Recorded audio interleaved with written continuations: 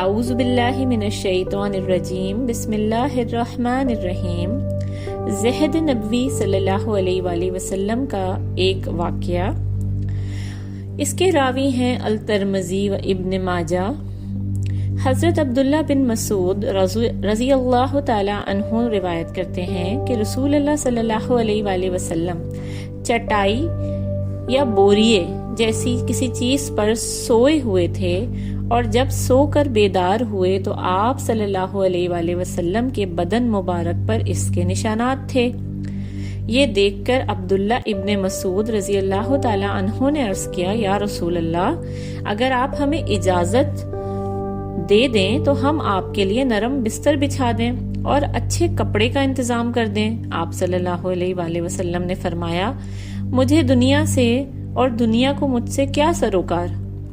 میری اور اس دنیا کی مثال تو ایسی ہے کہ جیسے کوئی سوار کسی درخت کے نیچے سائے کی تلاش میں آئے اور وہاں کچھ دیر سایہ سے فائدہ اٹھائے، پھر اس سائے کو چھوڑ کر چل دے۔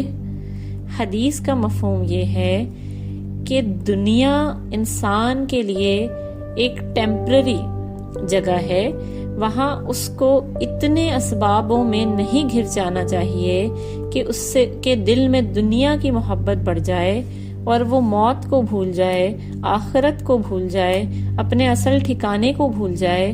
انسان کو ہمیشہ یہ یاد رکھنا چاہیے کہ دنیا اس کے لیے امتحان گاہ ہے، آخرت کی تیاری کے لیے ہے، اور ہمیں آخرت میں آخر وقت میں اللہ تعالیٰ کے پاس لوٹ کر جانا ہے اور ہمارا حساب کتاب ہونا ہے، اور پھر وہیں ہمیشہ ہمیشہ کی زندگی ہوگی۔